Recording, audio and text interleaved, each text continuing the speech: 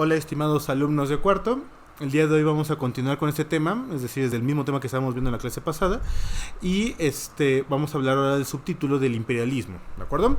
Entonces, ¿qué es el imperialismo? Ya lo habíamos comentado en algunas otras ocasiones en clases cuando hablamos de temas económicos y demás. Y habíamos dicho que la terminación ismo significaba que era la creencia en algo. Por lo tanto, imperialismo es la creencia en que un país debe tener un imperio o que las naciones poderosas deben ser imperios de alguna forma. Entonces, el imperialismo es una consecuencia de las revoluciones industriales, como hemos comentado, ya que los países generan más productos que no pueden consumir solamente su propio país, y de tal forma que tratan de llevar esos productos a otros lados para conseguir, pues, ventajas económicas y demás. Entonces, esta visión imperial implica, por un lado, el inundar los mercados de otros países con los productos de tu país, y por otro lado también puede implicar el invadirlos directamente. El establecimiento de las llamadas colonias, ¿de acuerdo? Que es lo que vamos a hablar como en la segunda parte de este tema, las colonias que van a aparecer en estos momentos y de cómo los países europeos se van a repartir entre sí las colonias. Esto es importante ya que los países europeos ya no se van a enfrentar por adueñarse las colonias, sino que se van a enfrentar contra los lugares a los que van a llegar a invadir. Es decir, si Inglaterra se quiere adueñar de China, por ejemplo, que es lo que vamos a mencionar un poquito ahorita, pues lo que tiene que hacer es ir a invadir a China. Ya no se tiene que pelear con Francia o cosas de ese estilo. Entonces los países europeos van a pasar por un periodo de relativa paz, en la que casi no va a haber guerras entre ellos, pero sí van a estar constantemente guerreando en contra de países más pequeños o más débiles para adueñarse o tomar el control sobre ellos, ¿no? Este conjunto de pequeñas batallas, o estos conjuntos de guerras más bien, se les van a llamar guerras imperiales, en las cuales vamos a mencionar solamente unos ejemplos de ellas, unos de los principales, pero hubo muchísimas de este tipo de imposiciones que va a haber, ¿no? Bueno, la primera que tenemos, o las primeras que tenemos, son las dos guerras del opio. Estas dos guerras del opio, como tenemos aquí marcadas, una del 39 al 42 y la segunda del 56 al 60, son guerras que van a ser libradas principalmente entre China, por un lado, el gobierno chino por un lado, contra los británicos. Y se van a tratar, como dice su nombre, por un producto llamado el opio. El opio no es nativo de China ni tampoco de Inglaterra, más bien es de la zona pues árabe, lo que es el cercano oriente. Y básicamente es un producto que, aquellos que no conozcan, es una droga muy poderosa. Es natural, pero es muy, muy, muy poderosa. Y lo que genera es una serie de problemas graves que te puedes quedar en el viaje directamente y cosas así. De tal forma que los británicos descubren el valor de este producto para venderlo en grandes cantidades, porque es sumamente adictivo y la gente la demanda. Y entonces van a llegar a China con este producto junto con el té. China en este momento está aislada del resto del mundo, se ha cerrado. Cuando empezaron a llegar los primeros europeos, pues les tuvieron desconfianza y simplemente decidieron no tener contacto con los europeos en estos momentos. De tal forma que esto provoca que solamente los británicos puedan comerciar en un solo puerto llamado Hong Kong, ¿no? El famoso puerto de Hong Kong, llamando entonces opio té.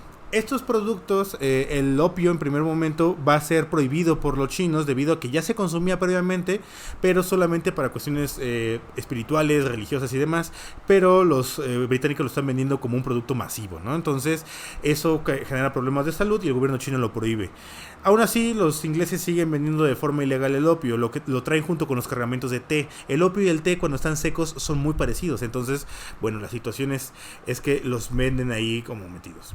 Total, el gobierno chino incauta algunos productos, el gobierno británico se enoja por esta situación y se desata una primera guerra del opio, en la cual va a tener su final en los tratados de Nanking, en la que pues China es derrotada, como podemos ver en las imágenes. Pues los británicos traen tecnología moderna, traen todo su equipo militar, como hemos comentado, pues es uno de los ejércitos más poderosos de la época, mientras que los chinos lo están enfrentando con armas prácticamente de la edad medieval, ¿no? Aquí tenemos obviamente por un lado las espadas, tenemos ahí una especie de alabarda, tenemos también estos mosquetes que son mucho más antiguos que los fusiles que traen ahí en este caso los británicos, y bueno, todavía pues el uniforme, la ropa de las mismas tropas pues no es nada profesional de alguna forma. Entonces rápidamente van a ser derrotados y se les obliga a firmar estos tratados de Nanking, en los que Hong Kong va a ser entregado a los británicos, y de hecho pues no se les va a devolver hasta 1997, es cuando se les devuelve el territorio. También se les obliga al gobierno chino a entregar 5 puertos distintos, y por otro lado a darle privilegios a la población británica que viva en territorio chino, particularmente en Hong Kong. Es decir, esta gente no puede ser juzgada por las leyes chinas. Luego en la Segunda Guerra del Opio pues, se desata por una situación parecida. Aquí resulta que el gobierno chino arresta comerciantes ilegales de opio, que son británicos, y una vez arrestados, el gobierno británico vuelve a hacer una demanda, y en este caso los británicos van avanzando hacia China, cuando de repente pues los franceses le preguntan que cuál es el plan, y se unen, ¿no? Como si fuera un sábado en la noche, te llama tu amigo y te dice, oye, ¿cuál es el plan? Y tú le dices que vas a una fiesta, pues tal cual fue aquí. Los ingleses iban a combatir contra los chinos, y de repente Francia les pregunta que cuál es el plan, y dicen, no, pues invadir China, pues voy contigo. Y se unen, y entonces entre los dos invaden China, ¿no? Obviamente, si China ya había perdido contra los puros británicos, ahora con el ejército conjunto de franceses y británicos, que son los ejércitos más poderosos de la época, pues arrasan completamente con los chinos, y se les obliga a firmar los tratados de Pekín después de la ocupación de la misma ciudad. Pekín, o también llamada actualmente Beijing, pues en la misma ciudad al final de cuentas. Y Pekín era una ciudad como sagrada, que no podía vivir nadie ahí más que la familia del emperador y sus asistentes, sus sirvientes, ¿no? De tal forma que haya sido ahí, pues es un golpe a la cultura china, ¿no? El que se haya tomado la ciudad es un golpe a toda la ideología cultural que existía dentro del territorio chino. Tenemos ahí entonces también que se les obliga a abrir más puertos comerciales, en esta ocasión también para los franceses, que los franceses también puedan comerciar con ellos. También, por otro lado, se les va a exigir que puedan haber emisarios extranjeros viviendo en Pekín, es decir, pues otro golpe a la cultura china, ¿no? Mandar gente extranjera que viva en la ciudad sagrada.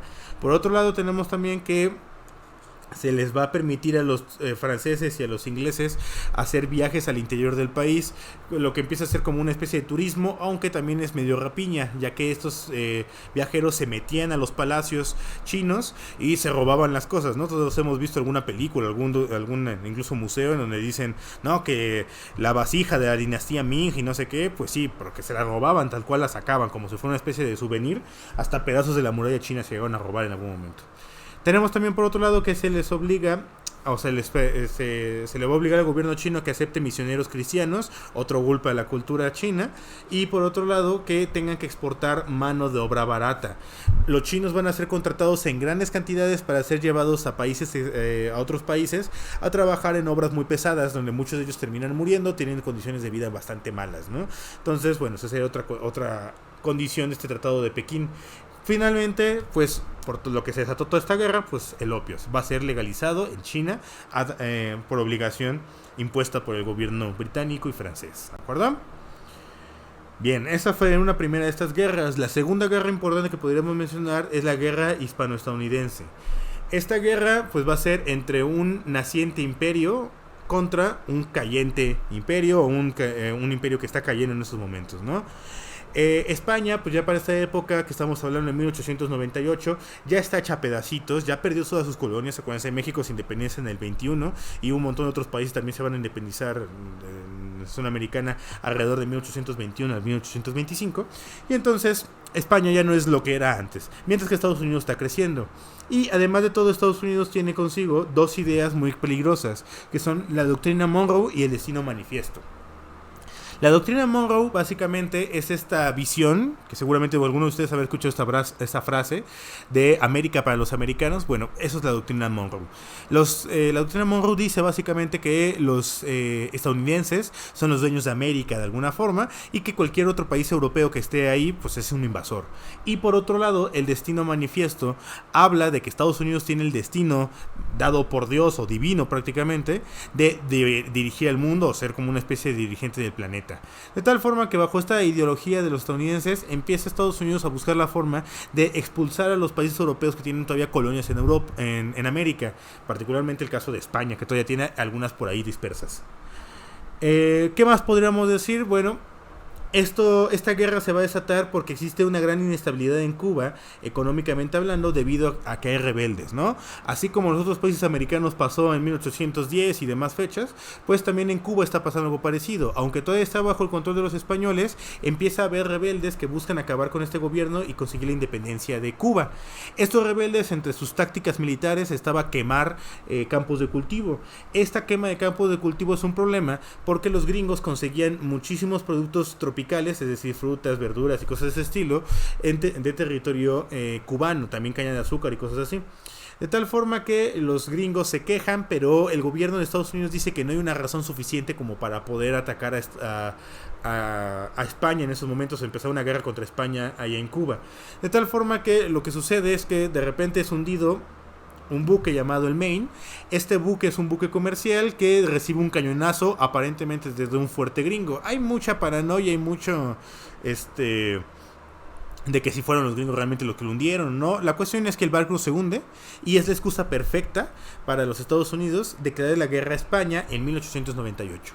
Se declara la guerra, España no tiene tropas suficientes, es un imperio en caída libre, de tal forma que los gringos pues rápidamente arrasan con ellos, como podemos ver aquí en la imagen.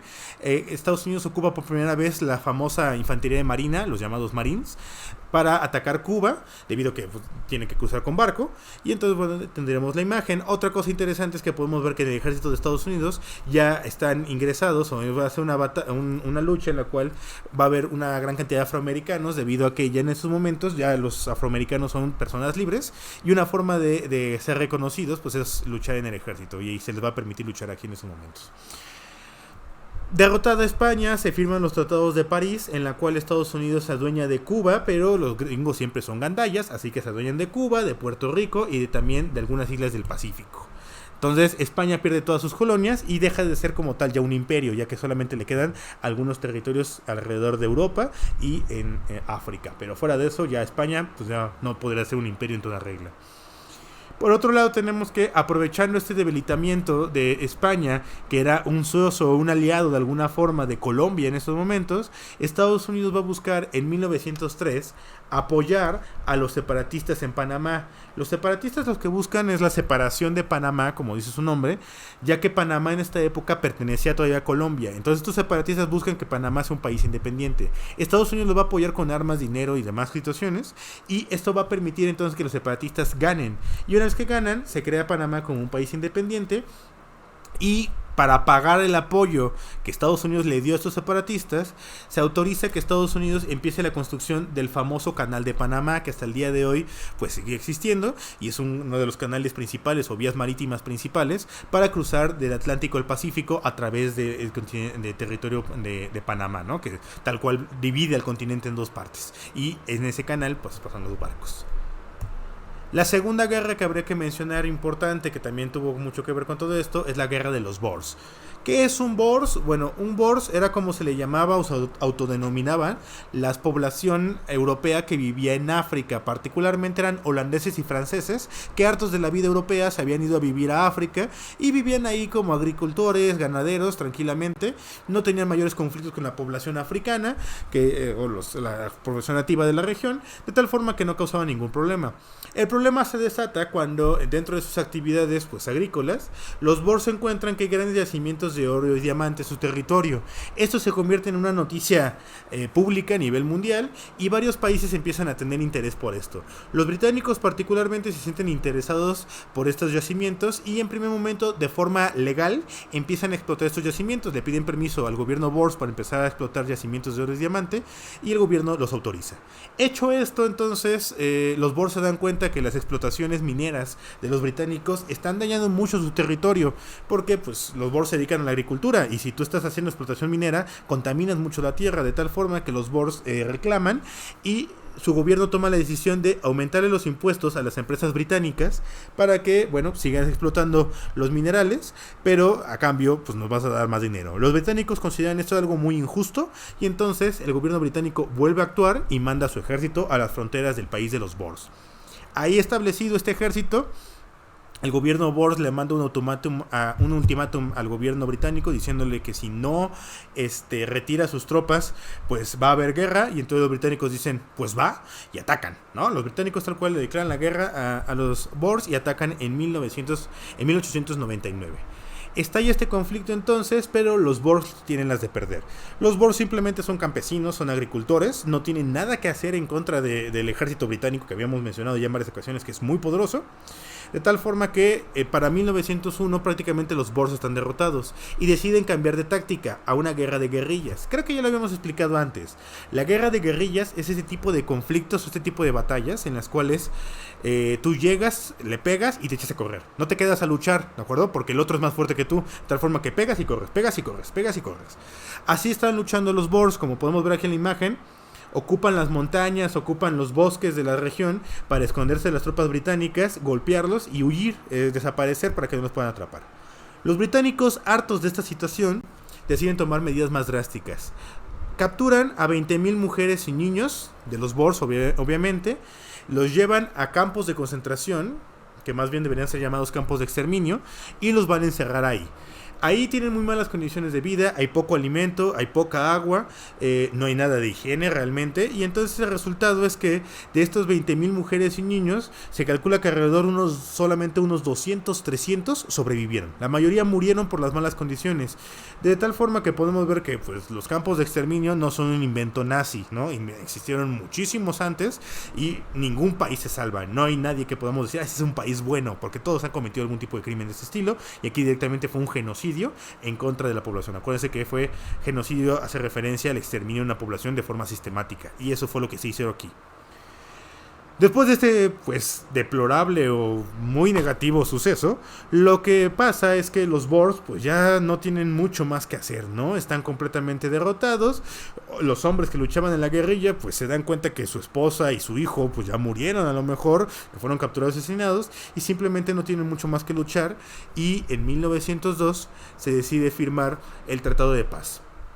Este tratado se llama el Tratado de Vereeniging, en los cuales los Boers van a perder su independencia frente a los británicos, se va a convertir en una colonia, y posteriormente esto que era el llamado país Boers se va a convertir en lo que actualmente llamamos Sudáfrica, ¿de acuerdo? Que durante mucho tiempo fue una colonia británica y actualmente es un país independiente, pero a gran errado sería eso. Y pues también este conflicto va a desatar básicamente el exterminio, desaparición de los Boers, debido a que pues este asesinato de su población pues provocó que realmente no quedaran, le arrancaron su futuro, le mataron su futuro, ¿no? Mujeres y niños. ¿Cómo más puedes mantener una sociedad así? Bien. ¿Qué más podríamos decir? Otro evento muy importante, pues el reparto de África. No solamente de África, también podremos agregar aquí a Asia. Bien, el continente africano y también partes de Asia han sido colonizadas de forma desordenada desde el siglo XV, es decir, desde los años 1400, cuando empiezan los viajes de navegación, de exploración y todo esto. Los portugueses son los primeros en llegar a África y empezar a establecer pequeñas colonias o pequeños establecimientos, los cuales los portugueses les llamaban factorías, a lo largo de todo el continente africano. La cuestión es que cada país ha ido como colonizando distintas partes de África y de Asia, pero lo han hecho de una forma completamente desordenada, y esto ha provocado pues ambigüedades, incluso conflictos entre países europeos, porque pues no saben dónde acaba la frontera de uno y empieza la del otro. De tal forma que a uno de los grandes genios que hemos mencionado en estos temas, Otto von Bismarck, que lo tenemos aquí representado en esta caricatura, decide organizar lo que se va a llamar la Conferencia de Berlín. La Conferencia de Berlín es una reunión de los países más poderosos o de los líderes de los países más poderosos, particularmente 14 naciones distintas europeas, se van a reunir en este grupo, en estas conferencias que van a durar alrededor de un año, menos de un año, perdón, son unos cuantos meses, pero inician a finales del 84. La cuestión es que se organizan estas reuniones y aquí se decide, se vota a favor o se vota por la creación de algo que llama, un concepto que se llama Interland. La Interland es un concepto alemán que significa la tierra interna o mi territorio interno. Este es una filosofía o un concepto que viene en función de que cada país como tal tiene el derecho, o cada gobierno europeo poderoso tiene el derecho de tener sus colonias como un territorio vital de alguna forma, que tiene que conquistar o que tiene que controlar de alguna forma. Entonces esto va a hacer que los países europeos estén de acuerdo en que se reparta el mundo, se reparta África y Asia, para que cada uno tenga su Interland, ¿no? De tal forma que se empiece este reparto. Tal cual como lo podemos ver aquí en la imagen, pues parecía que estaban repartiendo un pastel, ya que los países europeos en un mapa decidieron cuáles iban a ser sus sus territorios, sin tomar en cuenta evidentemente diferencias étnicas, ni regionales, ni nada de ese estilo. Simplemente dijeron, pues esta parte es mía y se acabó. Y entonces empezaron a repartirse el territorio de esta forma a través de estos acuerdos. Lo positivo que podríamos decir de esto es que lo consiguen a través de una forma pacífica. Otto von Bismarck consigue hacer esto de una forma pacífica, pero al final de cuentas pues está haciendo algo criminal y algo que va a costarle muchísimo. Hasta el día de hoy podremos decir que sigue teniendo consecuencias este reparto de África tan indiscriminado que hicieron. La cuestión es que se reparte principalmente África, pero Asia y Oceanía van a sufrir prácticamente el mismo destino. Se van a repartir sus territorios, ¿de acuerdo? Aquí América no. Afortunadamente América se salvó de ser repartido. ¿Por qué? Porque papá Estados Unidos no permitió que jugaran los europeos en el patio trasero, o en su patio trasero. De tal forma que no hubo presencia europea en territorio americano y América no fue dividida y nos mantuvimos como países independientes. De alguna forma dependientes, valga la redundancia o valga la contradicción, dependientes de Estados Unidos, pero al final de cuentas como países libres, podríamos mencionar, ¿no? Solamente 2 territorios se van a salvar de este reparto, que van a ser el caso de Etiopía y Liberia. Etiopía se mantiene libre porque no tiene mucho interés para los europeos y les conviene más como socio comercial. Y por otro lado, Liberia es una república fundada por esclavos libres de todos lados, africanos que han sido liberados, algunos de Europa, pero principalmente de Estados Unidos, y que hicieron fundar su propio país allá, y por eso se llama Liberia, porque es de libres, es de territorios libres. Obviamente este reparto pues primero se hizo de una forma pacífica, entre comillas, porque solamente se hizo a través de esta conferencia, este acuerdo, esta reunión, pero posteriormente los europeos mandaron tropas y esto desató otra serie de guerras imperiales pequeñas como la que estamos mencionando por acá, ¿de acuerdo? En las cuales pues justamente hubo varias batallas, solamente mencionamos 3 importantes, pero hubo muchísimas guerras regionales entre países europeos contra los países a los que estaban llegando a colonizar o los territorios pequeños que estaban colonizando, las pequeñas civilizaciones o culturas que había ahí. Bien, lo otro que tendríamos que mencionar, o la última parte que tendríamos que mencionar en este caso, es lo que sería la llamada paz armada. La paz armada, mencionamos a grandes rasgos esto en otros temas, pero la paz armada fue este periodo que existió desde 1882 hasta el inicio de la Primera Guerra Mundial en 1914. Y es una paz falsa, podríamos decir de alguna forma, debido a que desde 1882 se firmó, se crearon los llamados sistemas de alianzas. Aunque los países europeos en teoría se pusieron de acuerdo para su reparto, la realidad es que seguían siendo rivales y se odiaban entre sí. Entonces la cuestión es que distintos países empiezan a formar alianzas. El primero que se le ocurre hacer esto, pues obviamente es Alemania, que es como el chico malo que está causando problemas en este momento y que está haciendo todo un desastre en Europa, ganando guerras, imponiendo situaciones, creando conferencias como la de Berlín y demás. Entonces se crea la llamada Triple Alianza en 1882. La Triple Alianza está formada por Austria e Italia, ¿no? Que son los primeros aliados que va a tener Alemania en ese momento. Esta alianza no es de tipo económico, es completamente con intereses militares. Entonces, tal cual la alianza dice que en caso de guerra, que se ataque a alguno de esos 3 países, el otro va a ir en su apoyo. De tal forma que si Italia es atacada, pues Austria y Alemania van a apoyarla y la van a defender en contra de un enemigo, ¿de acuerdo? Esto pues va a hacer que otros países entren en miedo. Para este momento Francia es el país que está pues más con temor de Alemania, de tal forma que en estos momentos Francia decide formar su propia alianza, que se va a llamar la Doble Alianza, ¿no? Entonces ya tiene su propio club de Toby, su propio club de enemiguitos. Eso se hace en 1893, en la cual se va a aliar con Rusia. Rusia tiene miedo tanto de Alemania como de Austria, que son sus vecinos fronterizos directamente.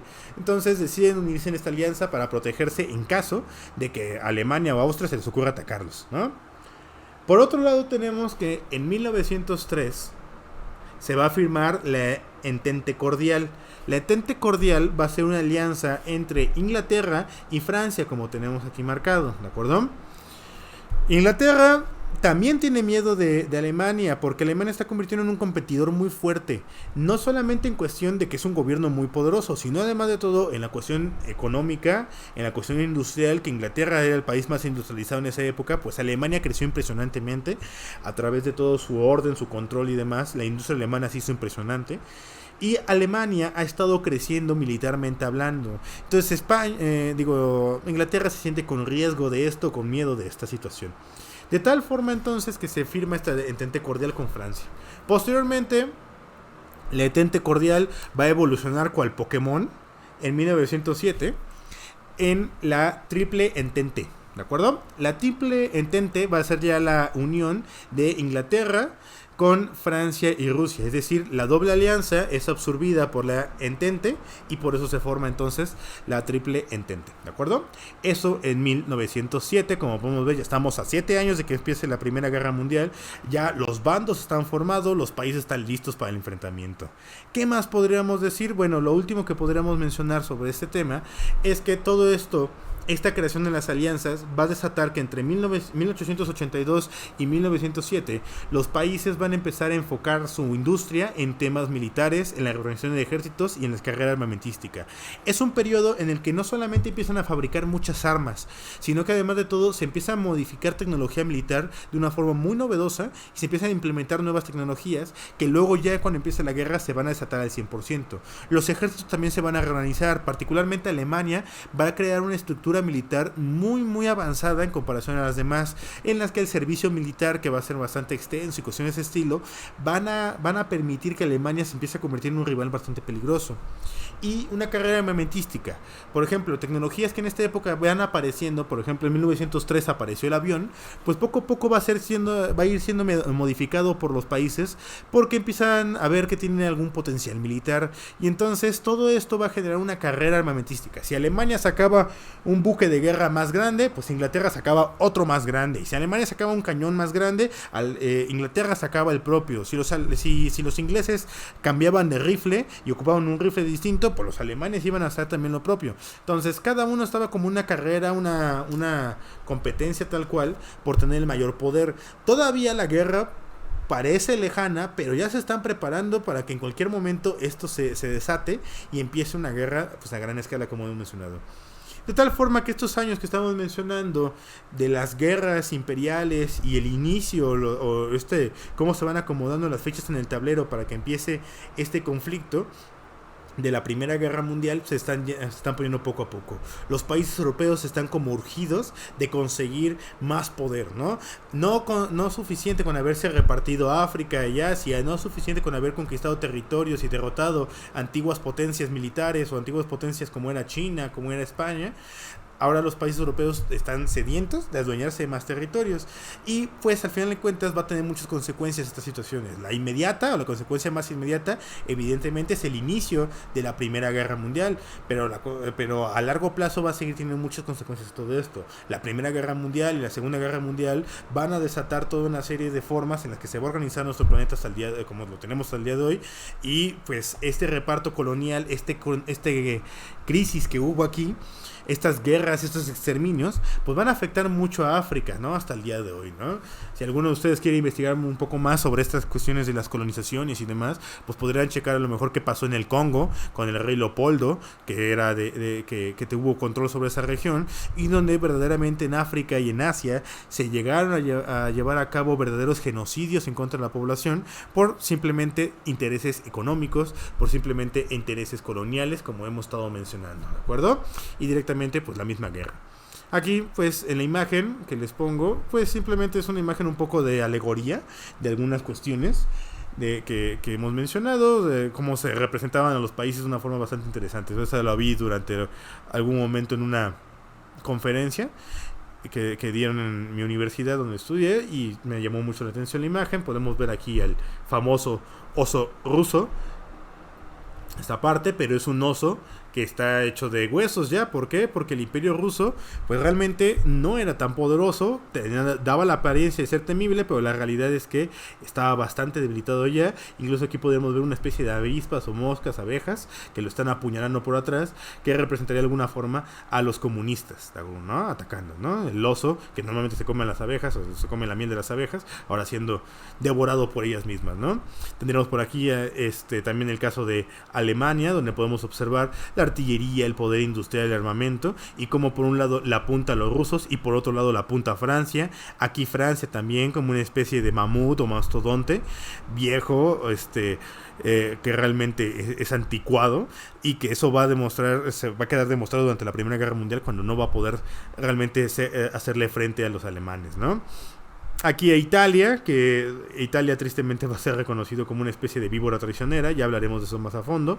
Tenemos por otro lado aquí a Austria-Hungría, el Imperio Austrohúngaro, que pues realmente es bastante débil en comparación a los demás, que su objetivo principal es adueñarse de esta zona que tenemos aquí. Podemos ver aquí que tienen los puñales apuntando hacia este territorio y con la idea de atacar, ¿no? Pero vamos a ver que también Austria va a ser un país bastante débil. Entonces, a grandes rasgos, esto es lo que podremos mencionar.